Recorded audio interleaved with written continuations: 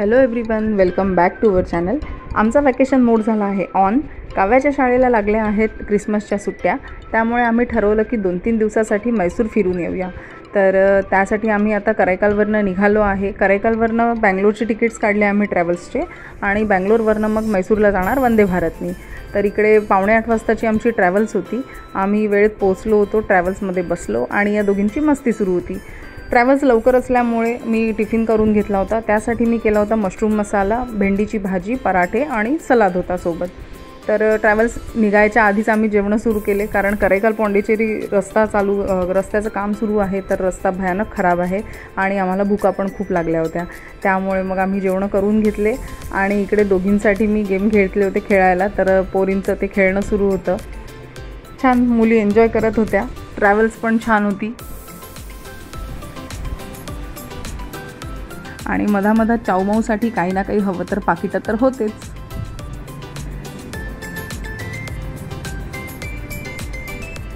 इकडे रात्रीचे 3:30 वाजता ट्रॅव्हल्स थांबली होती, तर आम्ही चहा वगैरे घेतला। तेव्हा तर काव्या पण उठून बसली होती। काव्याला काही कळत नव्हतं की इतक्या रात्री ट्रॅव्हल्स थांबली आणि आता काय करायचं। तर सकाळी पोहोचणाऱ्या सांगितल्यावर तिची झोप उडालेली होती। तर खाली उतरल्यामुळे तिची झोप उडून गेली होती। तर इकडे समायरा झोपली होती आणि ही म्हणाली की मी जागीच राहणार। कसं बसं मग 4 वाजता काव्या झोपली आणि आम्ही इकडे 7-7:30च्या दरम्यान पोहोचलो बँगलोरला। इकडे लालबाग बोटॅनिकल गार्डन जे आहे, तर इकडे हा यांचा पहिला स्टॉप आहे बँगलोरचा। तर आमचा होता लास्ट स्टॉप। आम्हाला जायचं होतं रेल्वे स्टेशनला, म्हणून आम्ही इकडे पोहोचलो रेल्वे स्टेशनला। वंदे भारत आलेली होती।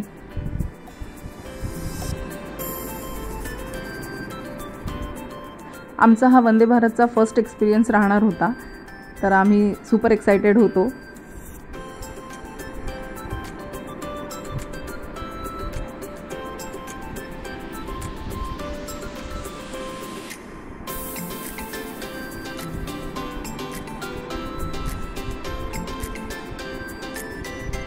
आम्ही बसलो गाडीमध्ये आणि ज्या बोगीमध्ये आमचे तिकीट्स होते, तर तिकडे थोडीफार गर्दी होती आणि छान असं सगळं फ्लाईटमध्ये बसल्याचा फील आला थोडा।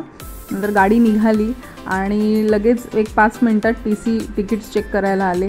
तर आम्हाला विंडो सीट मिळाली नव्हती, एकच विंडो सीट मिळाली होती आणि आम्हाला सगळ्यांनाच विंडो सीट हवी होती।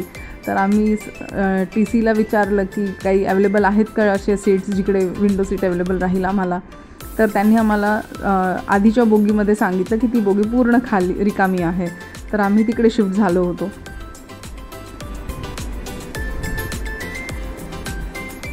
इकडे छान ग्रीनरी बघत बघत आमचा प्रवास सुरू झाला। छान पहाडं दिसत होते।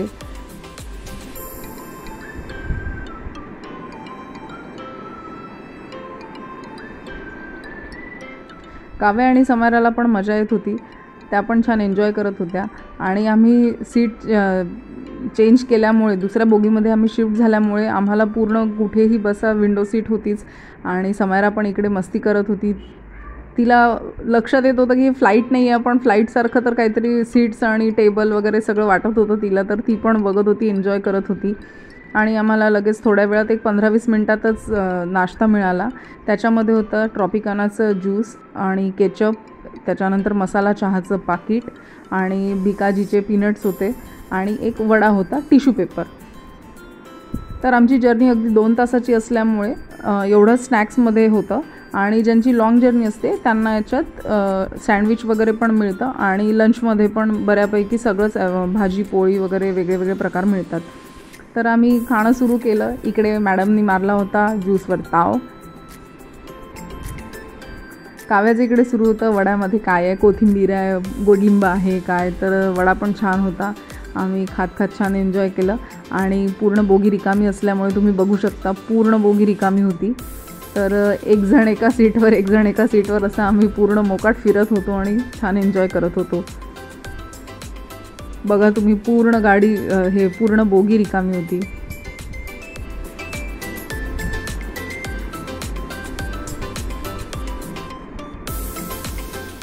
बाहेर अगदी पाम ट्री आणि नारळाचे झाडं ह्या व्यतिरिक्त काही दिसतच नव्हतं। खूप छान व्ह्यू होता। स्पीड खूप जास्त नव्हती. वंदे भारत एक म्हणजे एक्साइटमेंट जी होती तर त्या मानाने म्हणजे 89 to 98 याच्या मधातच गाडीची स्पीड होती, त्याच्यामुळे असं खूप आम्हाला हे नाही वाटलं, पण एक्सपिरियन्स छान होता.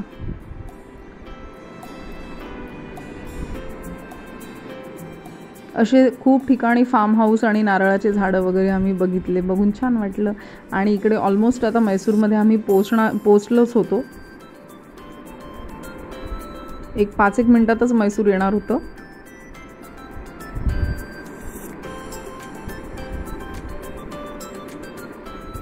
आम्ही इकडे हॉलिडे होममध्ये बुकिंग केलं होतं, तर इकडे आम्ही पोचलो. तुम्ही व्हिडिओ कसा वाटला हे नक्की सांगा.